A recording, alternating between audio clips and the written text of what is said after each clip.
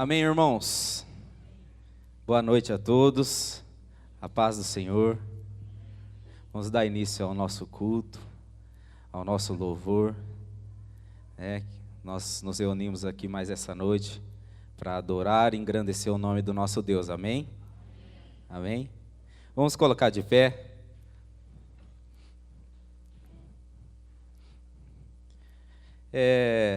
Nós devemos agradecer e louvar o nome de Deus em todos os dias, né? Nas dificuldades, nas alegrias, nas tristezas, né? Nos dias bons, louvemos ao nosso Deus, né? E agradecemos a Ele por tudo que Ele tem feito, por tudo que Ele é nas nossas vidas, né? Aqui em Salmos capítulo 15, versículo 1, louvai ao Senhor e invocai o seu nome, fazei conhecidas as suas obras entre os povos, cantai-lhe salmos, falai de todas as suas maravilhas, gloriai-vos no seu santo nome, alegre-se o coração daqueles que buscam ao Senhor. E é isso que nós estamos fazendo aqui nessa noite, que o nosso coração então possa se alegrar na presença do nosso Deus, do nosso Senhor. Louvai ao Senhor, engrandecei ao Senhor, junto comigo, com os meus irmãos. Amém? Aleluia.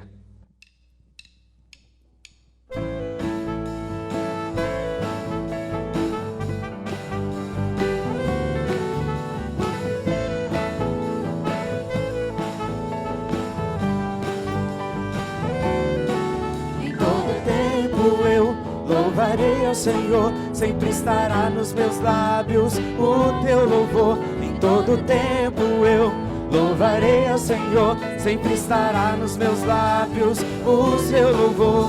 Alegrar-se do Senhor a minha alma, alegrar-se do Senhor a minha alma. Engrandecei ao Senhor, engrandecei-o comigo, e todos a uma exaltemos o nome. Engrandecei ao Senhor, engrandecei-o comigo, e todos a uma exaltemos o nome. Seu glorioso nome, seu glorioso nome.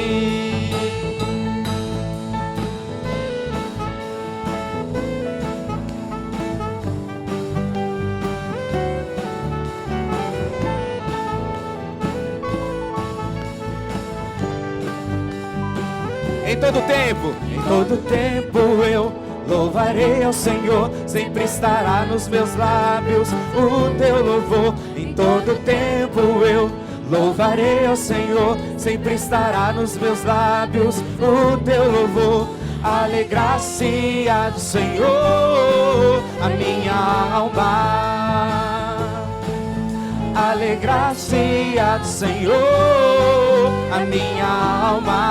Engrandecei ao Senhor, engrandecei ao Senhor, engrandecei-o comigo, e todos a uma exaltemos o nome. Engrandecei ao Senhor, engrandecei-o comigo, e todos a uma exaltemos o nome. Seu glorioso nome, seu glorioso nome. alegrar-se do Senhor a minha alma, alegrar-se do Senhor a minha alma. Seu glorioso nome, seu glorioso nome, seu glorioso nome.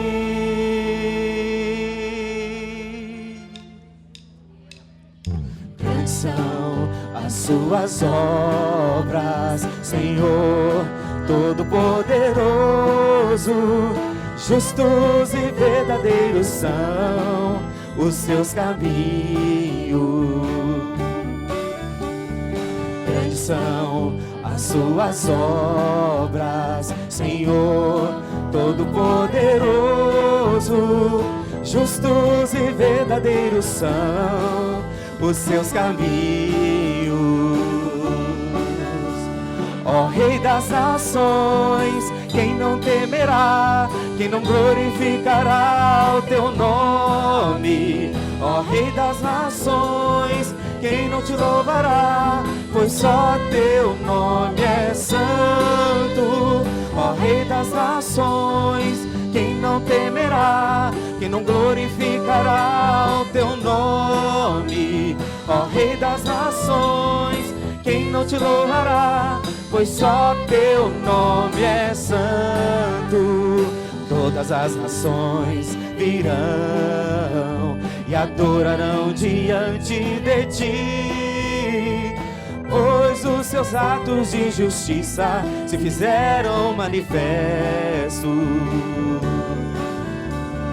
Todas as nações virão e adorarão diante de ti, pois os seus atos de justiça se fizeram manifestos. Ó Rei das nações, quem não temerá, quem não glorificará o teu nome? Ó Rei das nações, quem não te louvará, pois só teu nome é santo. Ó Rei das nações, quem não temerá, quem não glorificará o teu nome? Ó Rei das nações, quem não te louvará, pois só teu nome é santo.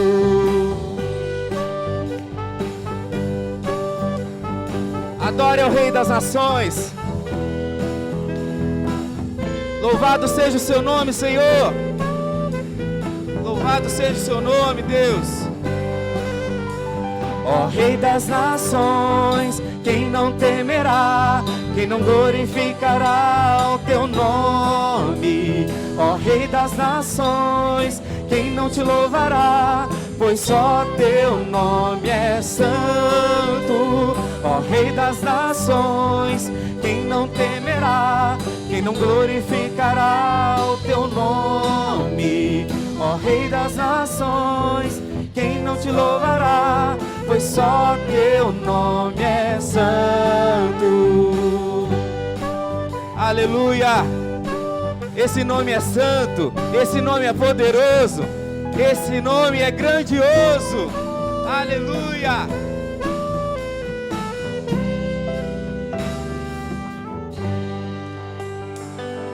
Ó Rei das nações, quem não temerá, quem não glorificará teu nome? Ó Rei das nações, quem não te louvará, pois só teu nome é santo. Ó Rei das nações, quem não temerá, quem não glorificará teu nome? Ó Rei das nações, quem não te louvará, pois só teu nome é santo.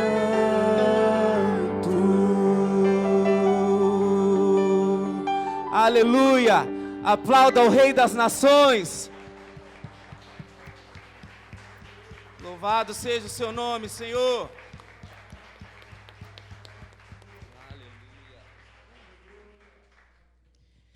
Ele é o nosso Deus, Ele é o Deus supremo, soberano em glória, soberano em poder. Aleluia.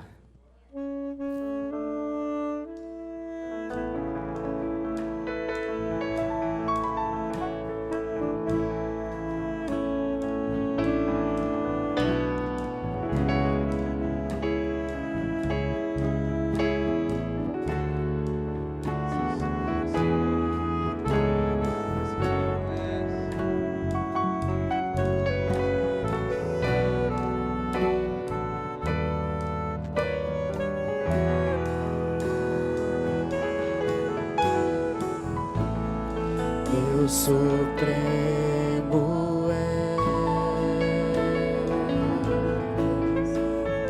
és, soberano em glória, és em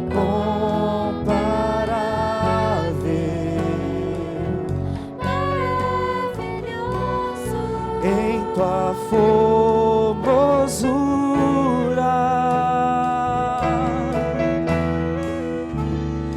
és incomparável,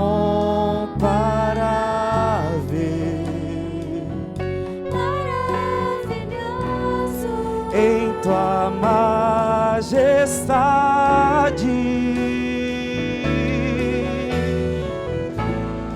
Não há outro Deus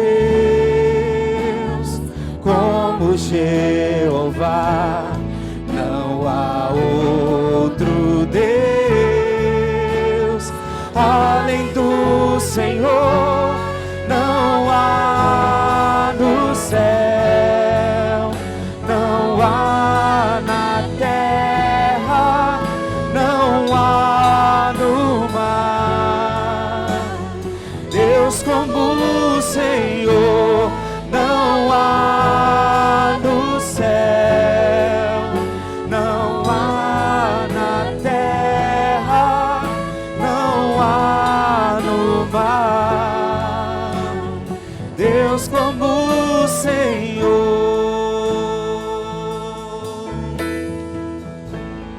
Deus supremo é,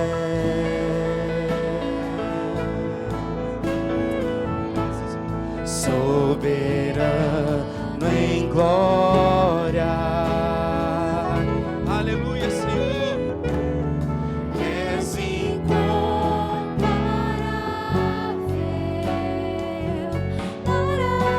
Maravilhoso em tua formosura,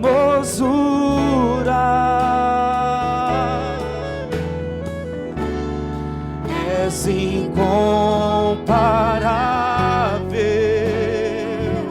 maravilhoso em tua majestade.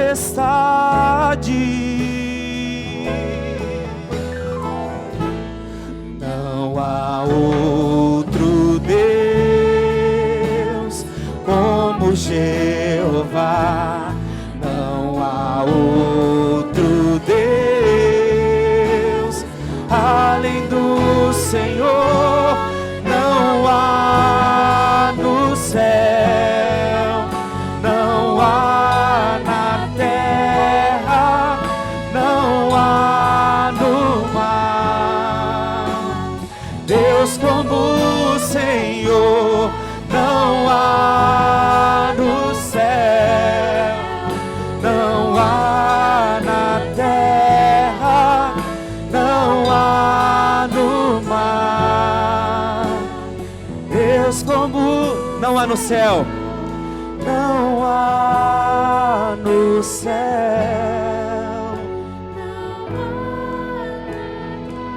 não há no mar, não existe Deus igual, não há no céu,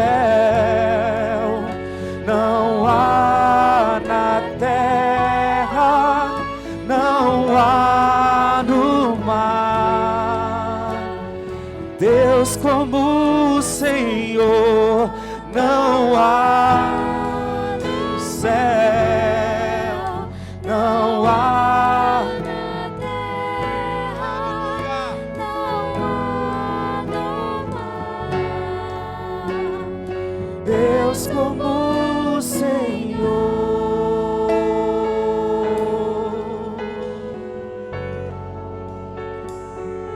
Deus como o Senhor,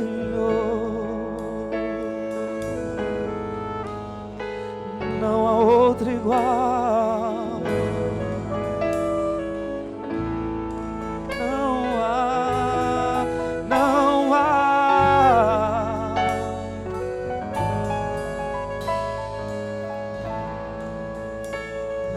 Senhor, oh Deus igual a Ti, o Deus soberano, o Deus das nossas vidas, o Deus que cuida de nós e supre todas as nossas necessidades. Não há no céu, não há na terra, não há em lugar algum alguém como o nosso Deus, capaz de perdoar os nossos pecados, capaz de nos livrar da condenação dos nossos pecados. Não existe outro Deus que esteja acima desse Deus, o dono de todo poder, merecedor de toda a honra, toda a glória e todo o louvor. Se você tem algo nesse momento para entregar e derramar diante do Senhor, essa canção que nós vamos cantar, para mim ela é como uma oração. Ela diz: Senhor, eu não sou nada diante do Teu poder, nem merecedor de tão grande amor, mas através do Seu Filho Jesus naquela cruz, nós temos livre acesso a Ti. Nesse momento, se você quer entregar, se você quer derramar as suas angústias, se você tem algo para pedir perdão para Deus, se você tem algo para falar com Deus e dizer: Senhor, eu entrego em Suas mãos.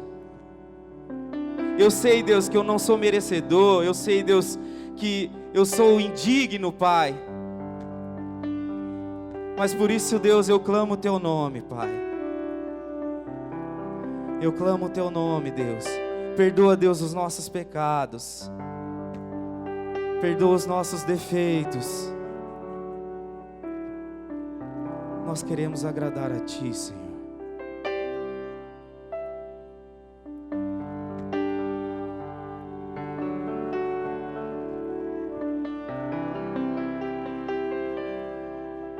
Fale com Deus.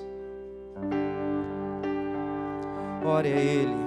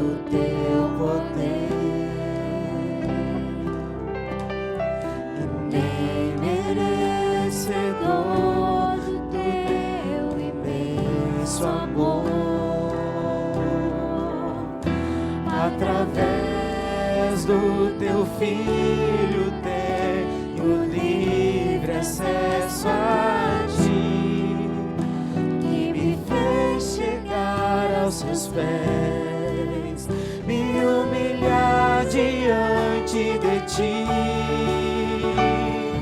Deixa o Teu rio passar em minha vida, curar minhas feridas, sarar as minhas dores. Livra-me, ó Deus, das cadeias que me prendem. Toca em minha alma, faz em mim o Teu querer, Senhor. Deixa o Teu rio passar em minha vida e curar minhas feridas, sarar as minhas dores. Livra-me, ó Deus, das cadeias que me prendem. Toca em minha alma, faz em mim o teu querer, Senhor.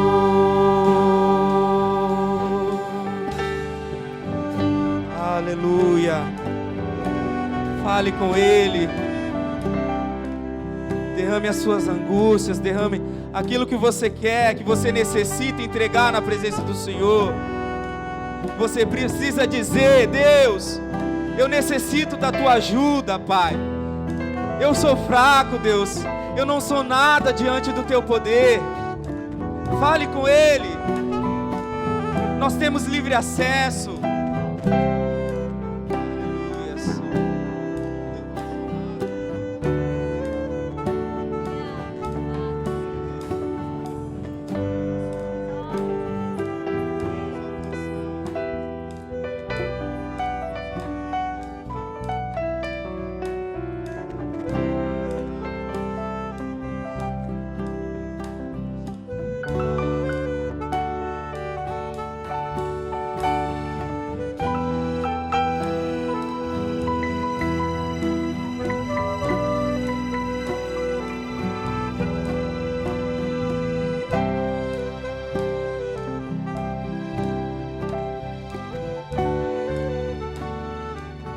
Deixa o teu rio.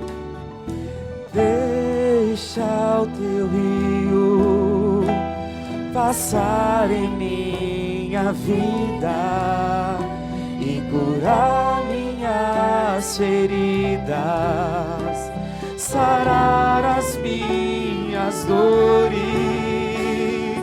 Livra-me, ó Deus, das cadeias que me prendem. Toca em minha alma, faz em mim o teu querer, Senhor.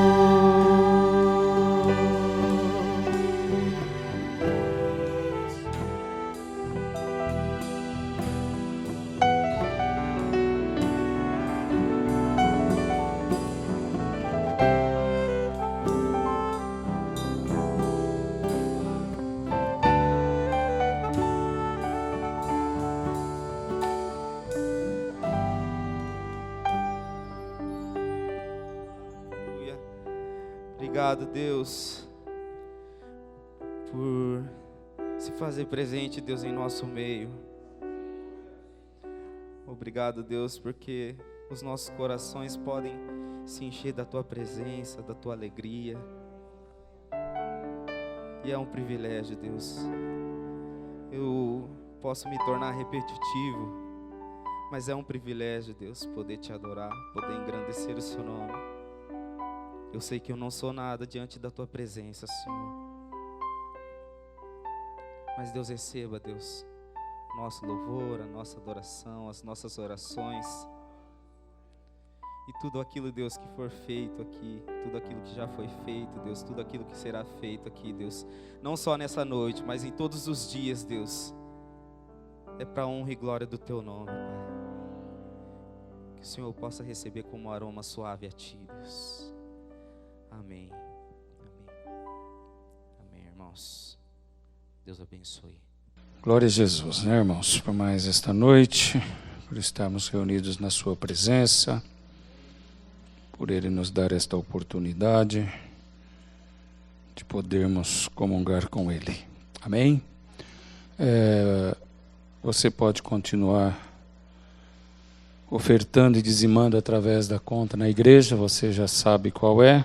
Já anotou com certeza no seu caderninho, e faça isso em nome de Jesus. Se você tem aqui também a vontade e o desejo de ofertar na igreja, pode vir, o gasofilaço está aqui. Você pode adorar o Senhor com a sua oferta, com o seu dízimo nesta hora, em nome de Jesus. Eu quero te agradecer, Deus, porque o Senhor tem sido benevolente para conosco.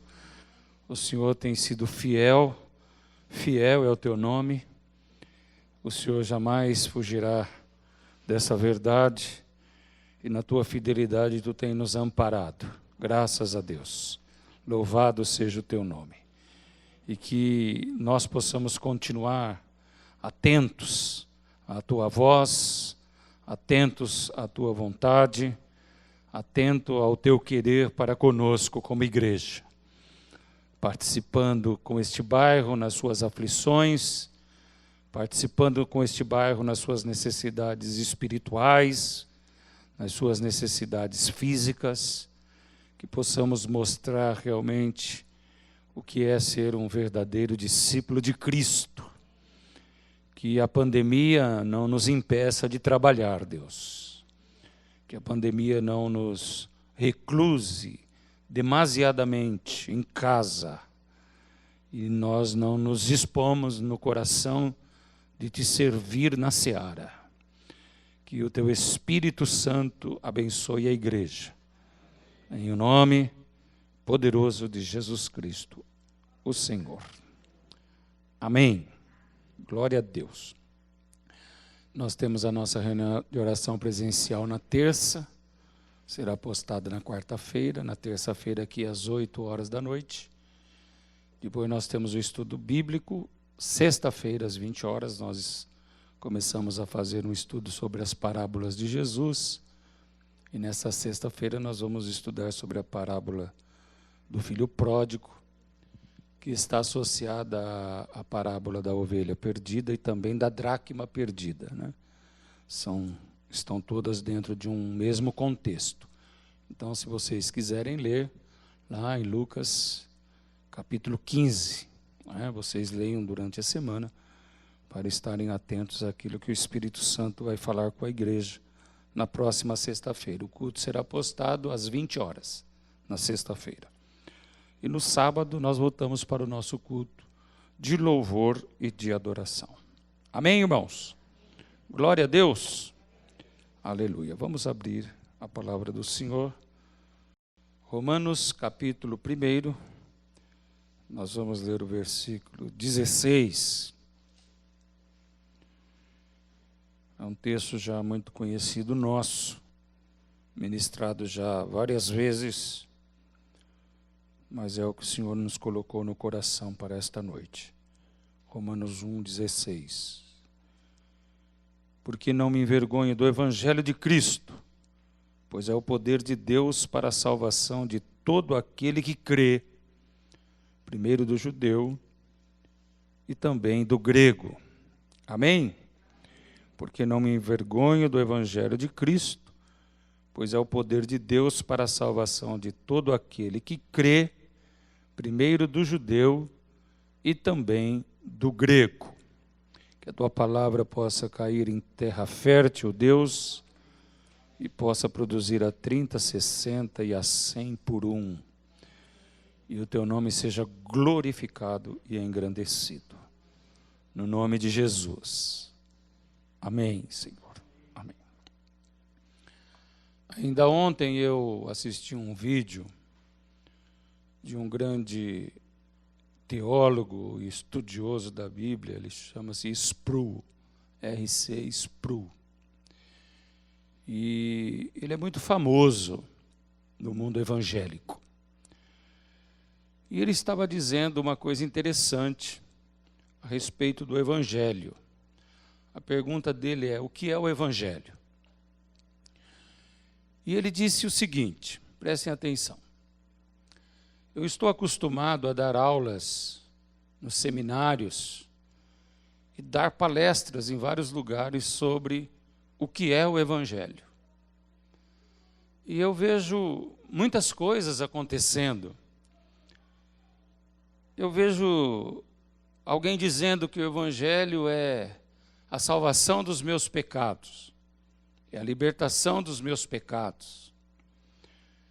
Eu vejo as pessoas dizendo que o Evangelho é a bênção que Deus nos deu para guardarmos a fé. E ele foi citando algumas coisas, ele disse, tudo isso não é o Evangelho. Isso são coisas oriundas do Evangelho, mas não é o Evangelho. Mas o interessante é que ele falou que no seminário que ele dava aula para doutorado ministerial, doutores no ministério.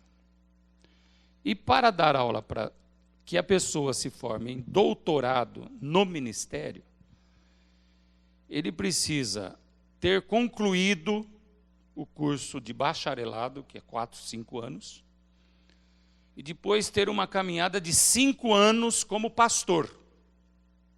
Olha só, depois que ele completou o curso, ele tem mais 4, 5 anos como pastor na igreja já. Aí ele está apto para fazer o doutorado.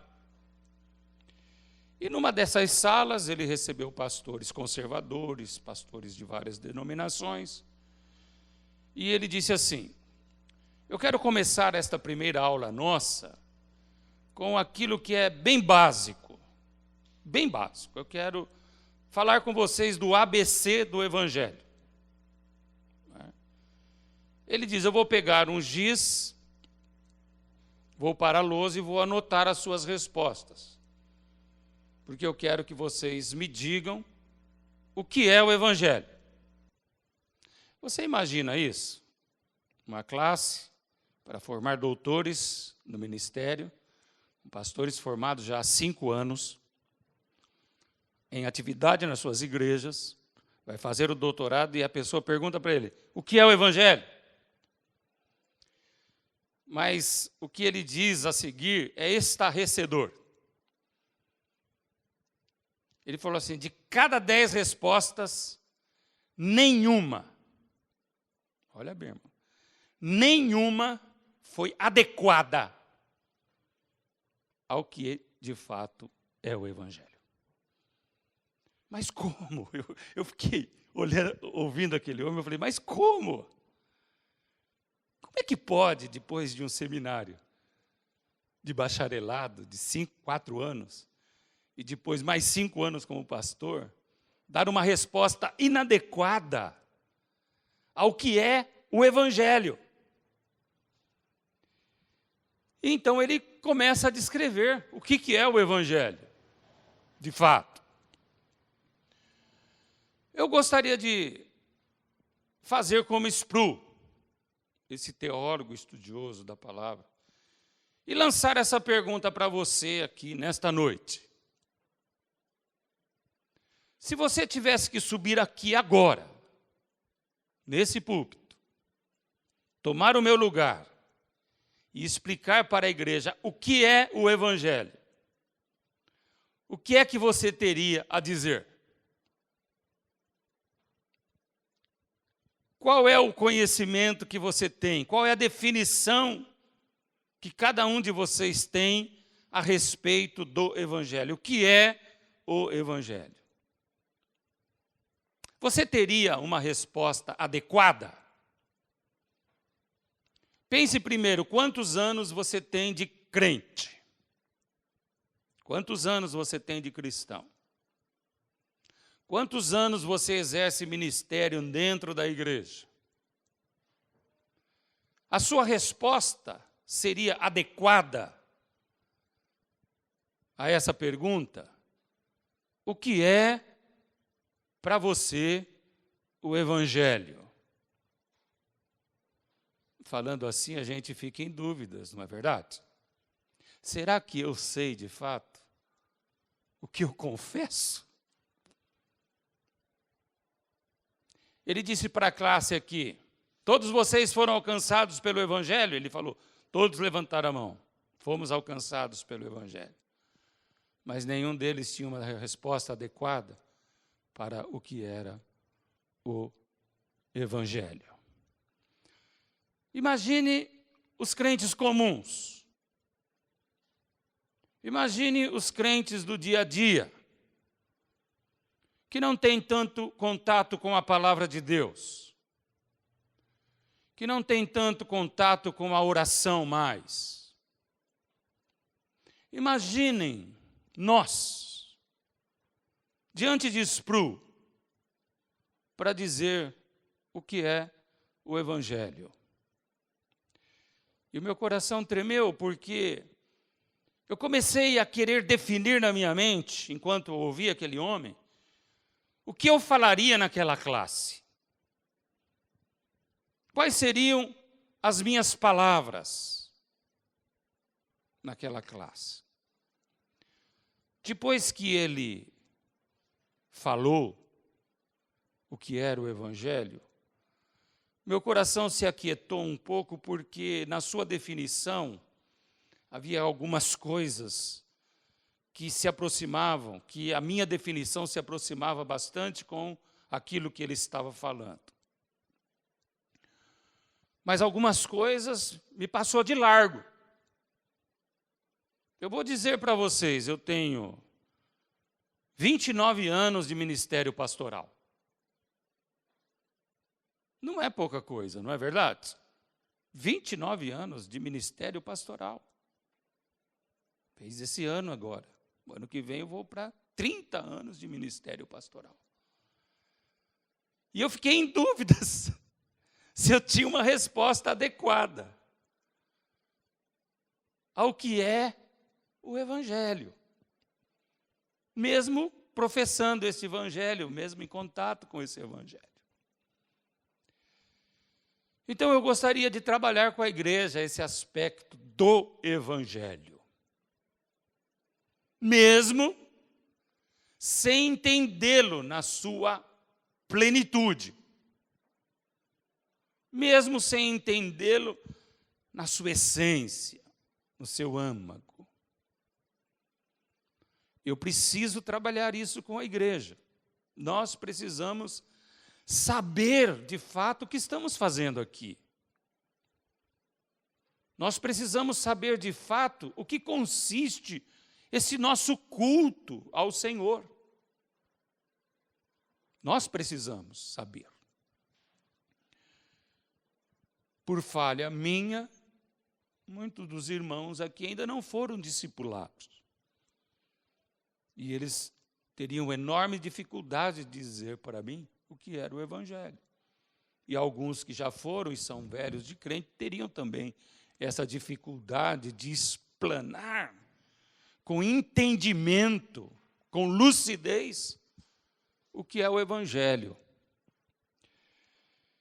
E o apóstolo Paulo diz: eu não me envergonho do Evangelho, porque ele é poder de Deus para a salvação de todo aquele que crê, primeiro do judeu e depois do grego.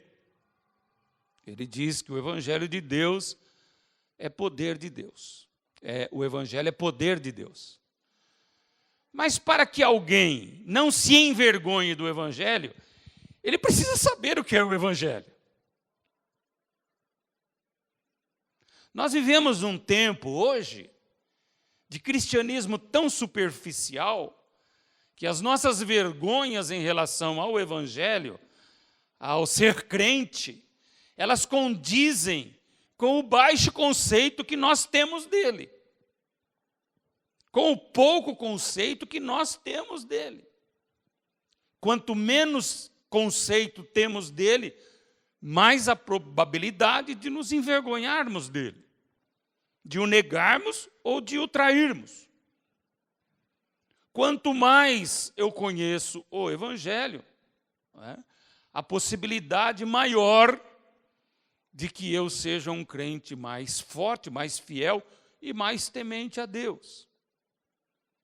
A questão da falta de temor na igreja hoje também é um reflexo desse pouco conhecimento que nós temos do que é o Evangelho.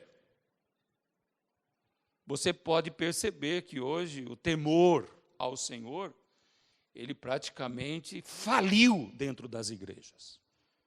Ele está falido, ele está resguardado a esse ou aquele irmão, essa ou aquela outra pessoa.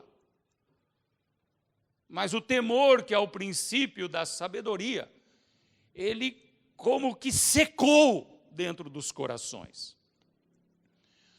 E isso tem muito a ver com aquilo que nós conceituamos o Evangelho do nosso Senhor e Salvador Jesus Cristo.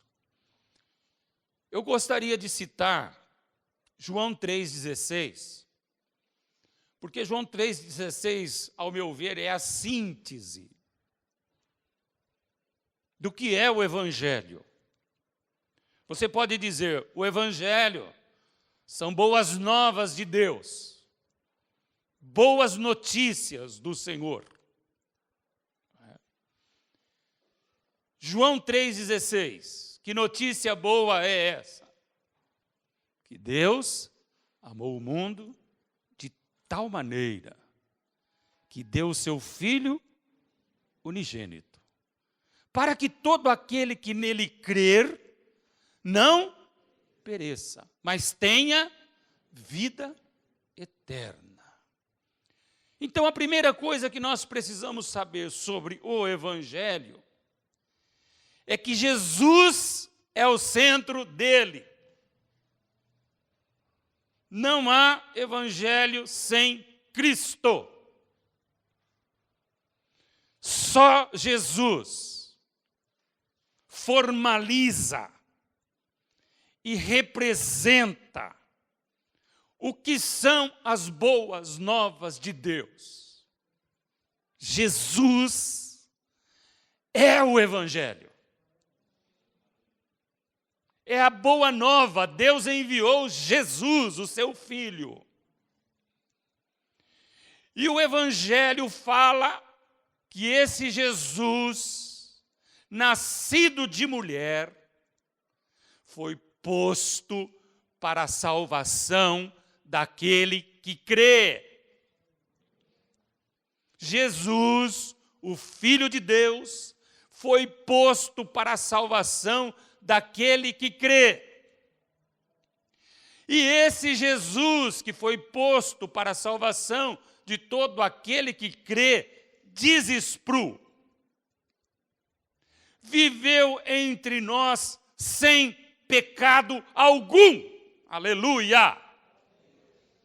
Então o Evangelho de Deus é o Evangelho centrado em Cristo, que não cometeu pecado algum e que habitou entre nós. E como João diz, e vimos a sua glória como a glória do unigênito do Pai. Aleluia! Nós não podemos nos apartar dessas verdades. Nós não podemos inclinar a outra verdade.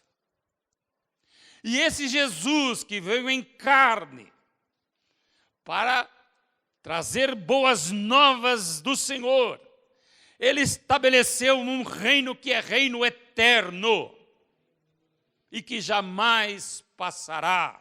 Aleluia! Esse Jesus que estabeleceu um reino, ele estabeleceu um reino porque ele foi levado à cruz, aleluia! E a cruz é a salvação das nossas vidas para nos levar para esse reino. Depois de cancelar os nossos pecados, a cruz aponta para o reino dos céus, aleluia! Então o Evangelho de Deus é poder para salvar. Ele tem poder para salvar a sua vida hoje, se você não é salvo ainda. Ele tem poder para transformar a sua vida hoje. Você que é membro de igreja, mas não é membro da igreja de Cristo, ele tem poder para te salvar hoje.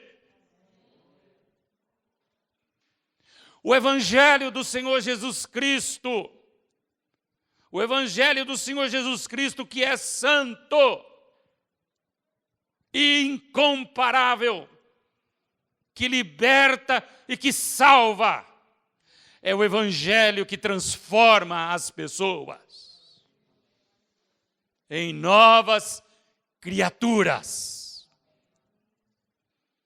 regenerando essas pessoas e extraindo dessas pessoas um homem novo. Aleluia! Com motivações novas, com pensamentos novos, com atitudes novas. E esses pensamentos, essas motivações, engrandecem ao Deus dos céus.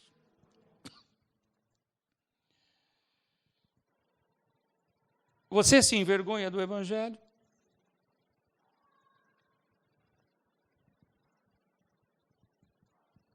Você ama o Evangelho? O Evangelho está no teu coração. Você está no centro do Evangelho de Cristo. Faça uma introspecção. Faça, olhe para o seu coração. Não faz mal algum nós olharmos, fazermos introspecções. Olhe para o seu coração. Como é que você vai analisar o seu coração? Primeiro você pensa no que você tem feito, no que você tem pensado, nos sentimentos que vão dentro da tua alma, no serviço que você tem ao Senhor. São parâmetros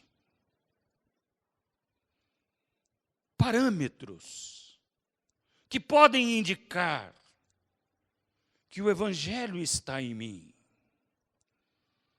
O que Cristo significa na tua vida? É o teu maior amor? É a tua própria vida e a tua própria existência?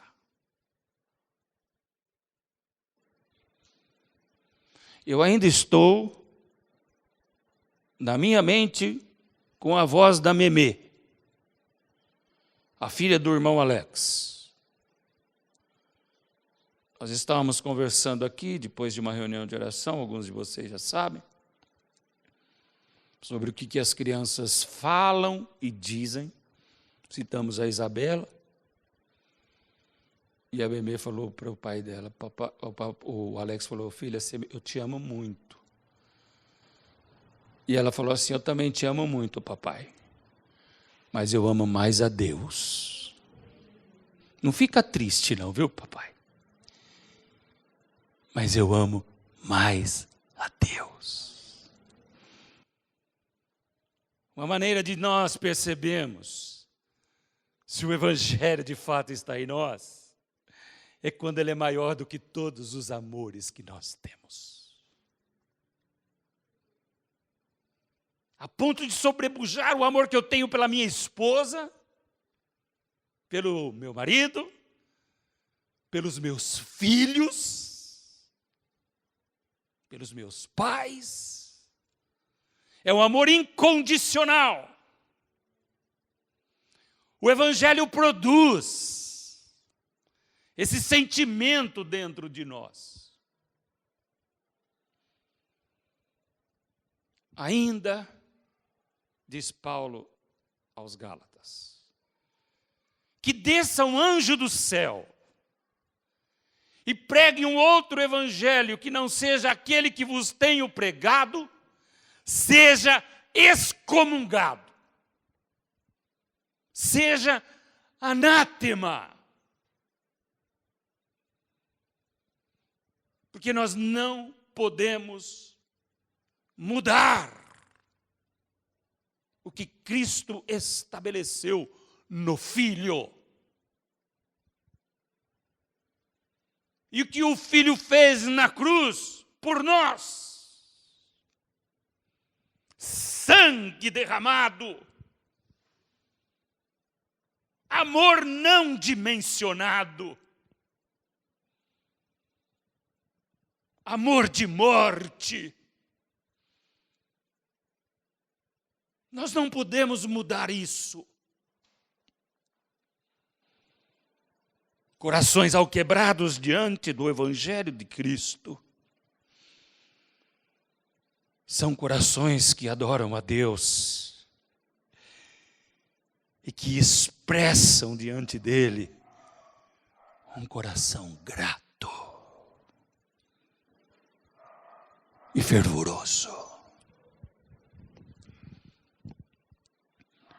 Eu gostaria de ler alguns textos que expressam a sublimidade deste evangelho. Que Cristo veio ao mundo, que Cristo veio ao mundo sem pecado algum, que Cristo foi à cruz e nos salvou e nos libertou, e que Cristo preparou para nós um reino celestial que é eterno. Aleluia! O primeiro texto, também muito conhecido, está no livro de Efésios.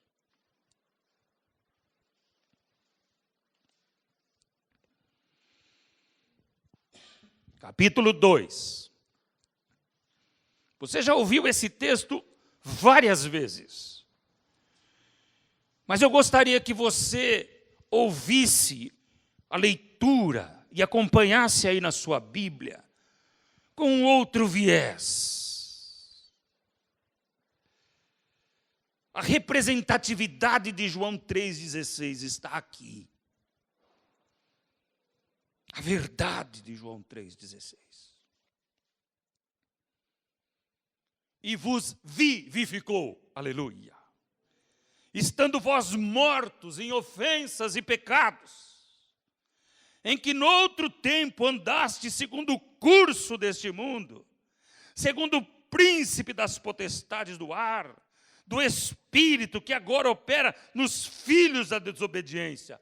Isso era o que nós éramos, irmãos.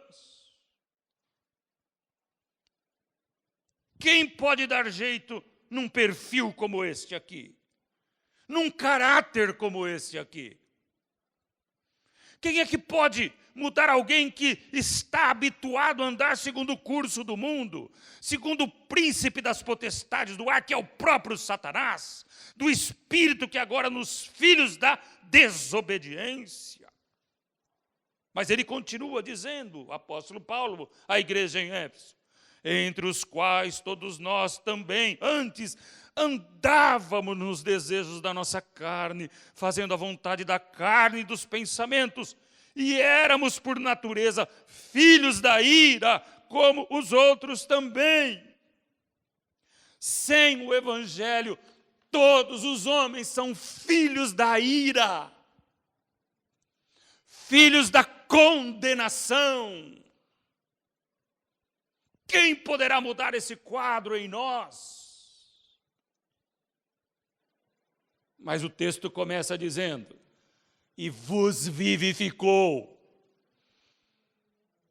Quando vocês estavam vivendo totalmente apartados de Deus, longe de Deus, manietado por Satanás, conduzido pelas trevas, e sobre vocês havia uma condenação de morte, o evangelho chegou, aleluia, e vos vivificou.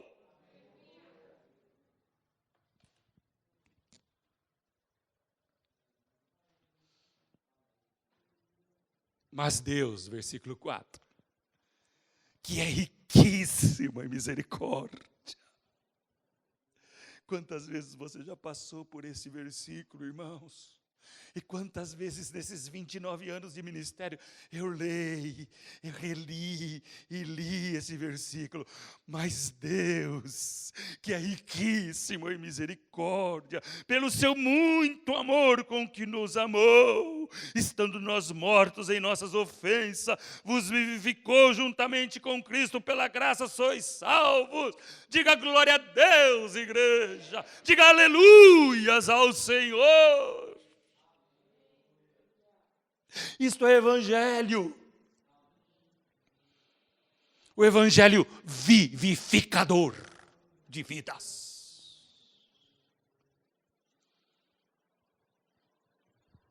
Quando eu penso em evangelho vivificador, sabe o que eu penso? Cristo soprando a sua vida em nós.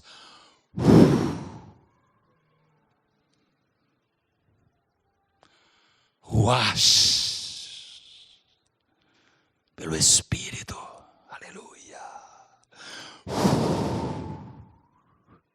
Você estava morto e o sopro de Deus te levantou da morte. Aleluia! Te arrancou dos teus vícios, te arrancou da ira futura.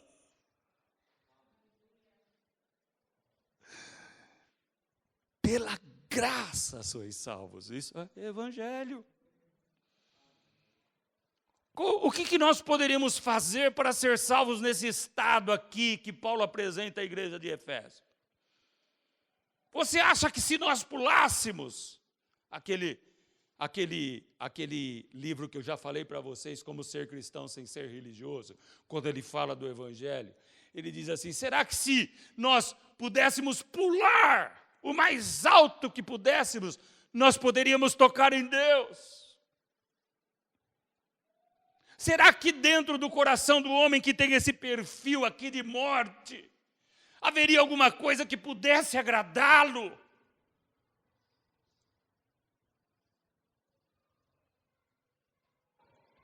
Quando eu penso em vivificar, a única coisa que me vem à mente, eu era perdido, pecador. Estava longe do meu Senhor. E Ele me amou. E Ele veio a mim. E Ele tomou todas as iniciativas e Ele tocou o meu coração. E Ele me levantou das trevas. Arialas óprias de casa. Bendito seja o teu nome, Senhor.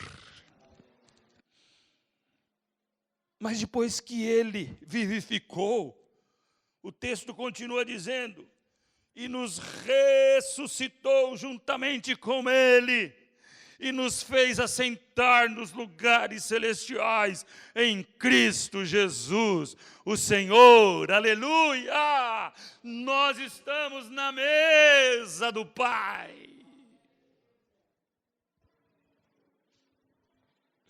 Ele nos ressuscitou com Ele. O vivificar é o prenúncio da ressurreição futura. É o prenúncio daquele grande e maravilhoso dia que está por chegar. Ele nos fez assentar nos lugares celestiais em Cristo Jesus. A minha alma não está mais envolvida em densas negras, nuvens negras, mas agora nós estamos nas regiões celestiais. Aleluia! E por que ele faz isso? Porque o evangelho é operante. O evangelho se manifesta em Cristo de geração em geração. E até o dia em que Ele voltar, este evangelho estará se movimentando. Este evangelho de glória, de poder, de boas novas de Deus, de salvação e de ressurreição, estará se movimentando de geração em geração. Versículo 7. Para mostrar nos séculos vindouros. E este evangelho chegou até nós então. Porque desde quando Paulo escreveu, anos 60, 65, até 70, até hoje são mais de 2000 anos. Quem é que pôde deter esse evangelho, irmão?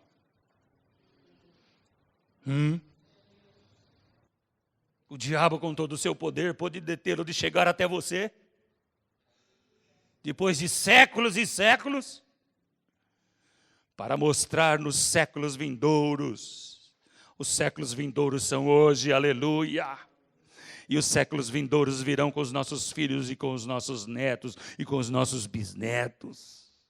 as abundantes riquezas da sua graça, pela sua benignidade para conosco em Cristo Jesus.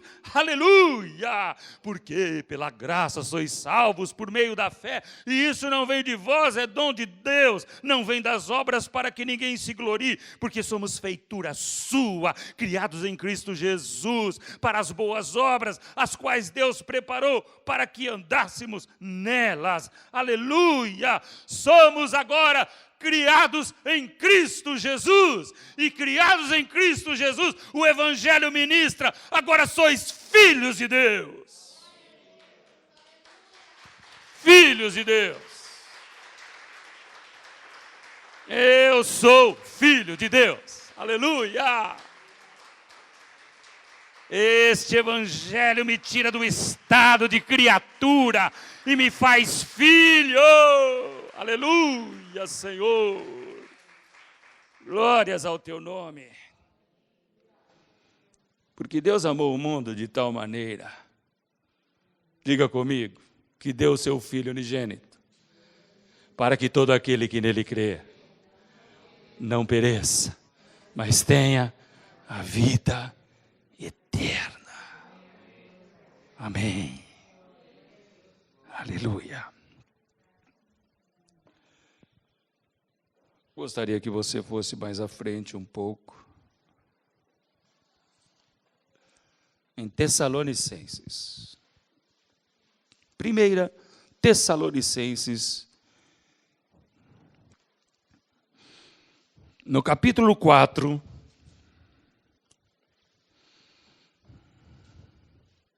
a partir do versículo 13.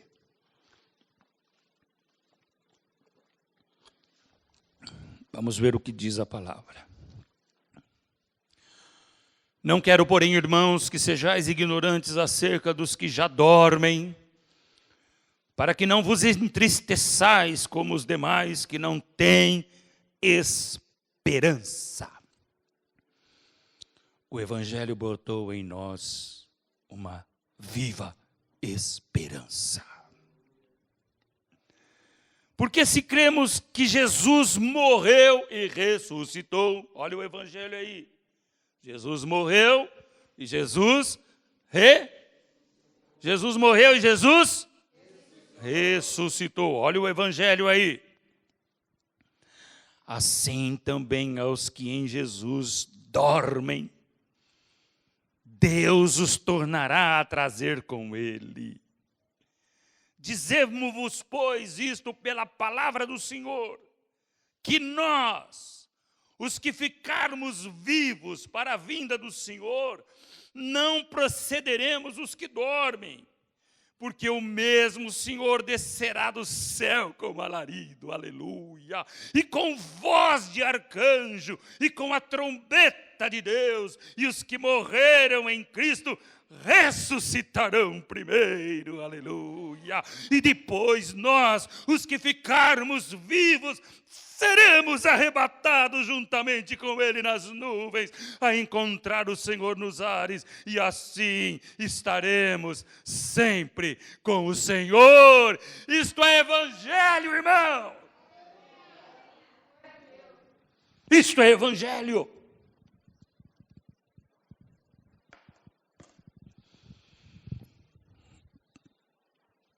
Quando o Evangelho está em mim, preste bem atenção no que eu vou dizer para vocês. Não há um dia na minha vida, na vida daquele que é de Cristo, que ele não pense nesse dia aqui. Não há um dia, irmãos. Porque essa é a nossa esperança. O que você vai esperar do mundo? Fala para mim. O que o mundo tem para oferecer para você? Pandemia. Morte.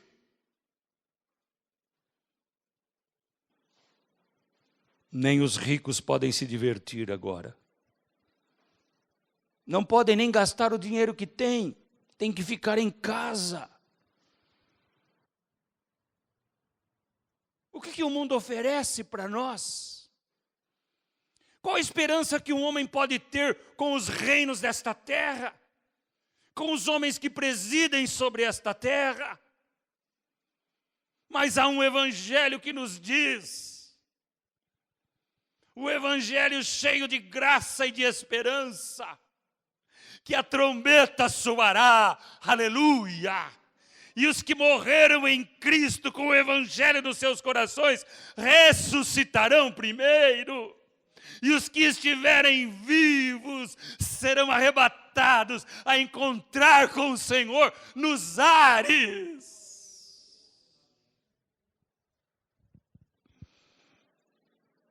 Mas o mundo quer roubar isso de nós, não é verdade? O mundo quer roubar isso da igreja, dizendo que esta glória aqui não é tão efêmera assim e tão passageira assim, que as coisas apetitosas e gostosas parece que nunca vão ter fim. Eu vou contar uma coisa que acontecia no meu coração de jovem quando eu não estava em Cristo. Eu nasci num lar evangélico. Eu nasci, minha mãe e meu pai eram crentes em Cristo Jesus, a Igreja Batista, primeira Igreja Batista de Bauru. Toda a minha educação religiosa como criança foi lá. Criança, maternal, todas aquelas classes. Adolescente, jovem até um certo tempo. Mas chegou uma altura da minha vida que eu achei que eu podia cuidar de mim mesmo sem Deus. E eu comecei a recordar isso nesse estudo que estou fazendo da parábola do filho pródigo. Eu achei que eu tinha alguma coisa em mim que podia, de fato, ser notável, sem Deus. E dos 17 até os 27, eu fiquei longe de Deus. O diabo fez o que quis comigo. Mas eu não tinha recebido a palavra. Eu nasci num lar evangélico. E havia determinados lugares que eu estava, preste atenção nisso, irmão, que eu tinha absoluta certeza que se a trombeta soasse naquela hora, eu ia para o inferno. Eu não era ignorante quanto a isso, irmãos. E naquele lugar, podia ser qualquer um lugar, de batuque, de samba, com mulheres, nas baladas. Eu tinha a convicção, se Cristo voltar agora, o inferno é certo na minha vida. E quantas vezes eu cheguei da balada, irmãos. Não se choquem com isso, porque o evangelho veio para vivificar. Eu me ajoelhava antes de dormir e pedia perdão a Deus dos meus pecados para não ir para o inferno. Eu pedia perdão. Mas no outro dia, lá estava eu, fazendo as mesmas coisas. Mas a palavra diz, ensina a criança no caminho que deve andar. E quando ela crescer, não se desviará dele. E nesse desvairo de 10 anos, Deus me deu ainda a oportunidade de voltar para Ele. Nesse interregno de tempo, irmãos, sabe quantos acidentes eu tive? 14. Entre moto e carro. E depois que eu me converti, mais uns 4. Por isso que a Rosana, toda vez que sai comigo, ela ora fervorosamente.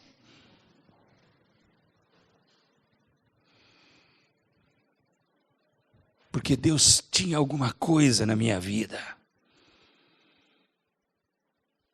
E nesta noite eu quero testemunhar isso para vocês. Se eu estou aqui nesse púlpito, não há mérito nenhum em mim. Se eu estou aqui nesse púlpito, não é porque eu oro ou porque eu tenho o dom da palavra. E eu tenho aprendido com o apóstolo Paulo, eu sou o principal de todos os pecadores. Eu sou um homem mais do que miserável.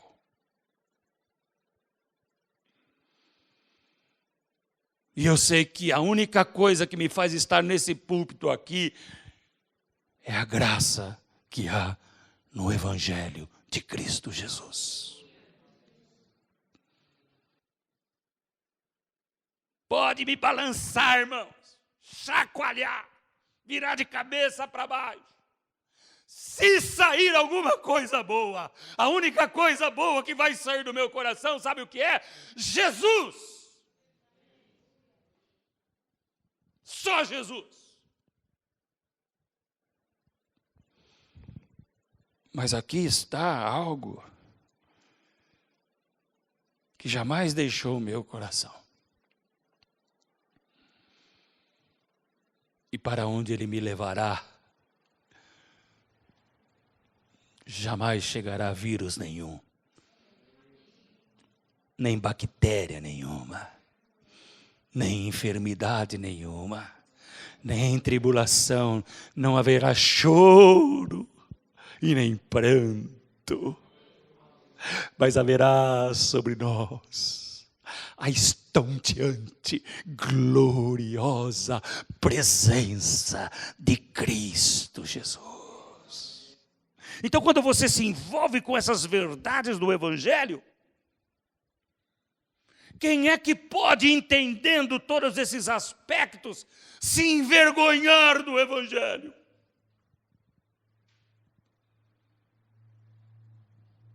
Quem é que, sabendo de todas essas verdades, pode permanecer indiferente ao Evangelho? Quem é que, sabendo de todas essas verdades, não procura santificar a vida, purificar o coração e seguir as pisadas de Cristo? Quem, irmãos? Quem não tem o Evangelho? Quem não tem o Evangelho? Simples.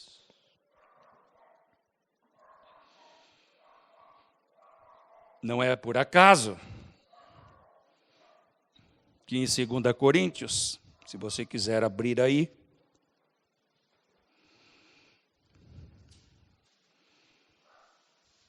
Paulo, além de não ter vergonha do Evangelho, ele estava disposto a morrer pelo Evangelho. 2 Coríntios, capítulo 11,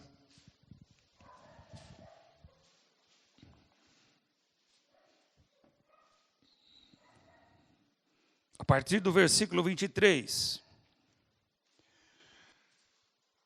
São ministros de Cristo, falo como fora de mim, eu ainda mais, em trabalhos, muito mais, em açoites, mais do que eles, em prisões, muito mais, em perigo de morte, muitas vezes, recebi dos judeus 5 quarentenas de açoite menos 1, 3 vezes fui açoitado com varas, uma vez fui apedrejado, 3 vezes sofri naufrágio, uma noite e um dia passei no abismo, em viagem muitas vezes, em perigos de rio, em perigos de salteadores, em perigos dos da minha nação, em perigos dos gentios, em perigos na cidade, em perigos no deserto, em perigos no mar, em perigos entre os falsos irmãos, em trabalhos, em fadiga, em vigílias, muitas vezes, em fome e sede, em jejum, muitas vezes em frio e nudez, e além das coisas exteriores, me oprime cada dia o cuidado de todas as igrejas. Quem enfraquece, que eu também não enfraqueça, e quem se escandaliza, que eu não me abrase.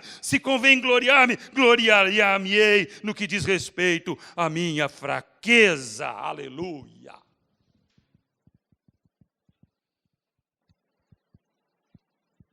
Além de não se envergonhar do Evangelho, porque era poder de Deus para salvar. Tudo isso ele padeceu, para que através dele o Evangelho tivesse livre curso entre os gentios e chegasse até nós. Agora eu gostaria que você respondesse uma pergunta. O Evangelho chegou até você?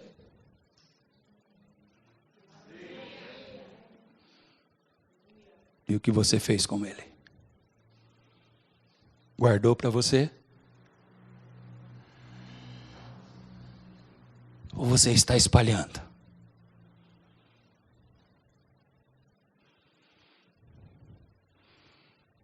Quem tem o Evangelho, espalha. Nem que se para isso preciso for, morra.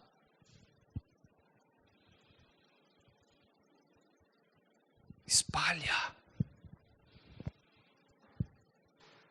Quem recebe o Evangelho e guarda para si, na verdade não recebeu o Evangelho. Lembra-se do estudo de sexta-feira? Da semente? Eu vi o coração do irmão Adilson angustiado, né, irmão Adilson? Cadê os irmãos? Vamos interagir, irmãos. Ô, irmão. Não vai morrer de infarto, querido. Sossega no Senhor. A grande parte dos irmãos nem sabe o que é o Evangelho. Não tem prazer de interagir, de compartilhar. Nem na rede social dá uma... Estamos junto aqui, irmão. Estou junto aqui. Deus abençoe vocês. Glória a Deus. Silêncio total na arquibancada. Essa é a expressão do Evangelho de hoje, no coração das pessoas.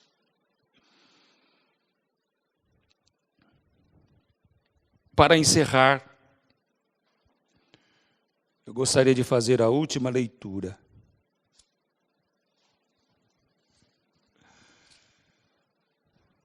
Para que vocês percebam o que o próprio Evangelho proporcionou ao dono do Evangelho. Porque o que ele proporcionou a você, você já sabe. Você ficou sabendo agora. Abra comigo em Colossenses, no capítulo 1.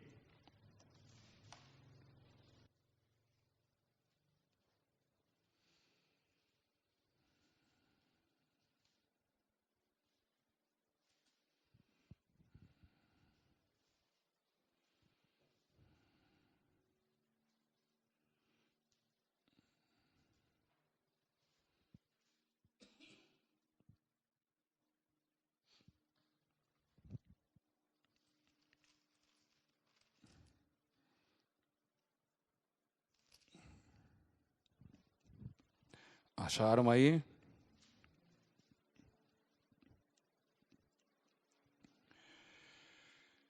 Versículo 13.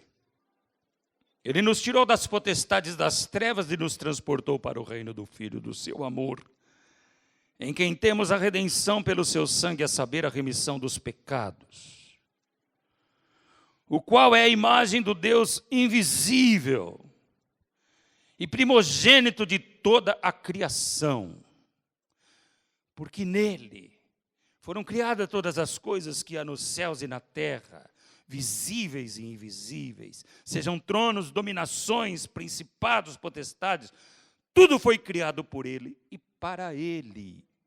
E ele é antes de todas as coisas, e todas as coisas subsistem por ele, aleluia. Ele é a cabeça do corpo da igreja. Por que existe o corpo da igreja? Porque Jesus é o dono do Evangelho. E ele foi posto como cabeça da igreja.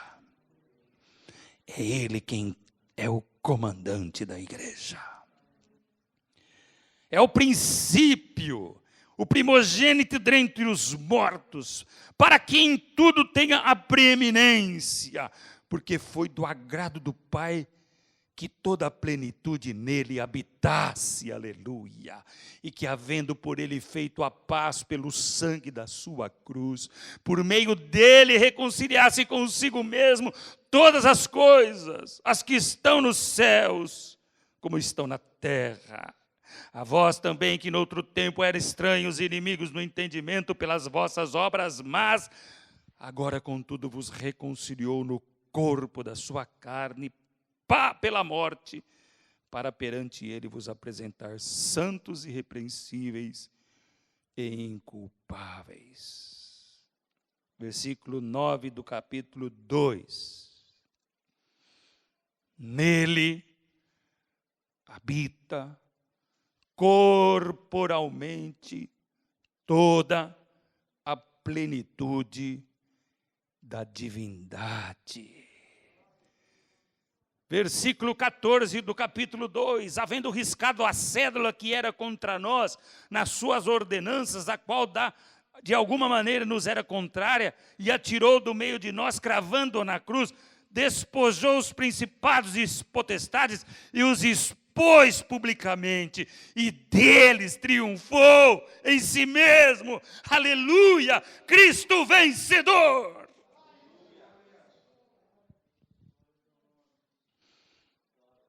Apocalipse capítulo 5.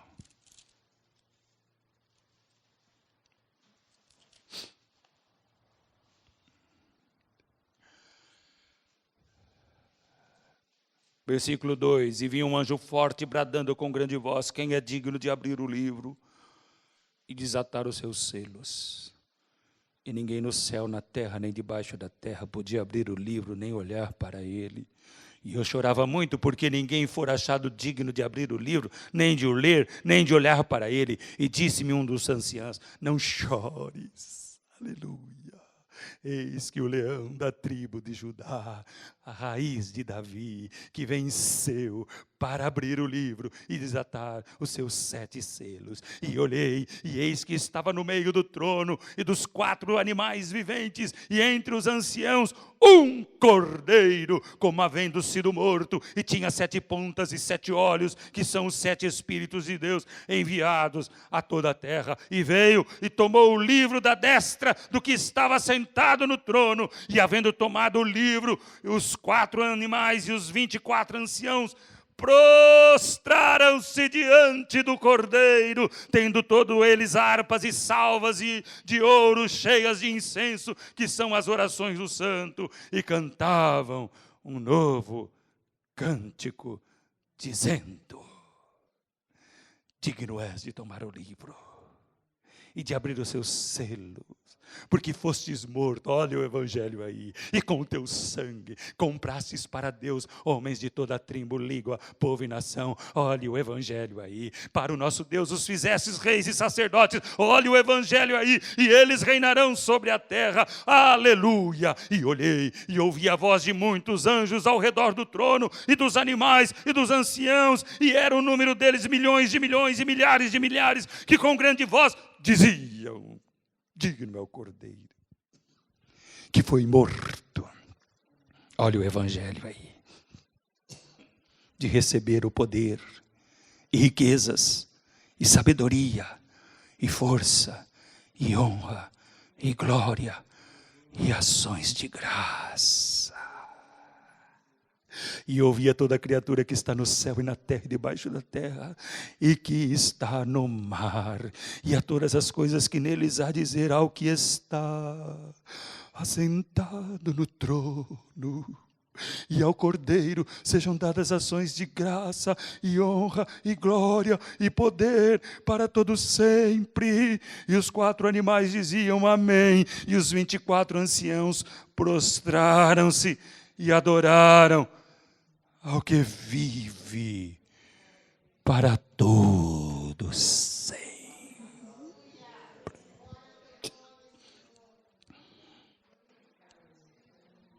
Olhe o Evangelho aí,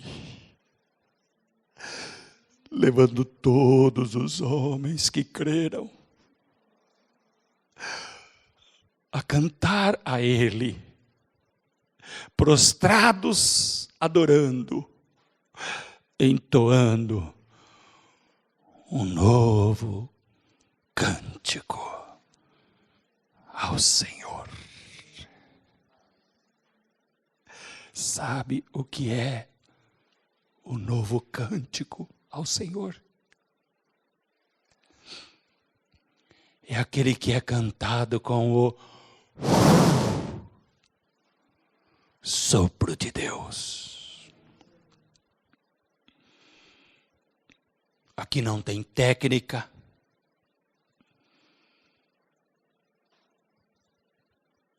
Aqui não tem timbre de voz.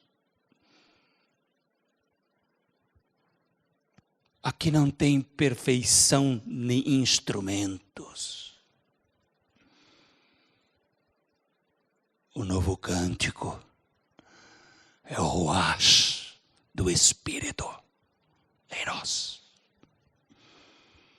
E cada vez que aqui nesta comunidade você canta um novo cântico, é que o Espírito está em vós. O Evangelho de Cristo está em vós. E Ele é declarado Deus, Rei e Senhor dos nossos corações. Você percebe que, conforme o Espírito Santo vai falando, o seu coração parece que quer reagir. Você teve você percebeu esta ação? Parece que seu coração estava querendo reagir. Você percebeu alguma ação do Espírito Santo? Se isso aconteceu no seu coração, aquele toque de reação, meu coração vai se manter esperançoso por você. Mas se tu fostes totalmente alheio a isto, então talvez você seja um daqueles que são ímpios eternamente.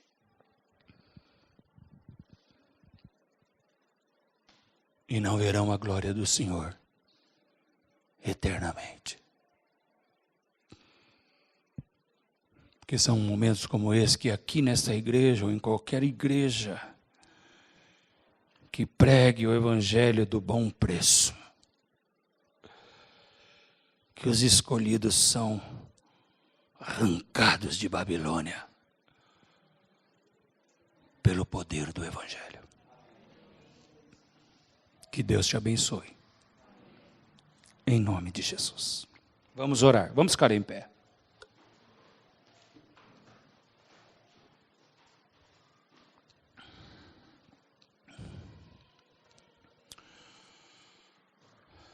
Faça-me entender, Deus, e dá-me um pouco mais de tempo, para que ainda com os pés nesta terra eu possa entender o Teu Evangelho. Me dá inteligência espiritual, profundidade na Tua Palavra, proximidade à Tua Palavra, para que os mistérios de Deus sejam revelados no meu coração. E eu não peço isso porque eu sou pastor de igreja ou porque eu quero receber para transmitir. Eu peço isso porque eu preciso disso na minha vida, Deus. Porque o apóstolo Paulo diz, uma coisa me preocupa, é que depois de ter pregado a muitos, eu mesmo venho a ficar de fora. Eu não quero ficar de fora. Por isso eu peço e eu te dou permissão. Eu abro o meu coração para que o teu Espírito haja na minha vida e revele os mistérios deste Evangelho.